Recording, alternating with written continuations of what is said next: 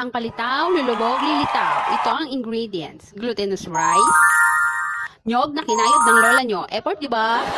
Na ang bunga na pinaghirapan kong nyog. Char!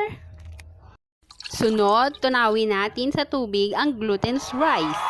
Dahan-dahan lang ang paglagay ng tubig dahil baka masobrahan. Haluin ang haluin hanggang mamuo tulad nito. Imasa-masa rin ang mabuti tulad nito. Pag di na madikit sa kamay, kumuha lang ng konti at bilog-bilugin ng ganito tapos pirat-piratin tulad nito. Depende sa inyo kung gaano kalaki. Sa akin, pwede na to kasi kami lang kakain. Mukulong tubig, ilagay ang dough. O diba, iba-iba ang size, kami lang kasi kakain. Ganyan o, para ka lang naglalaga. Ulit-ulitin lang ang proseso. Pag lumutang na tulad nito, luto na siya. Assemble na po tayo. Pwede na pong lagyan ng asukal at nyog. Depende na sa inyo kung gaano karami. Pwede nyo ring lagyan ng sesame seed. Sa amin, di na namin nilagyan. Kami lang naman kasi kakain.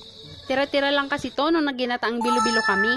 Tipid-tipid din pag may time. Masarap din naman kahit wala. Malambot nguyain. Eto na siya. Try nyo na. Promise masarap. Thanks for watching.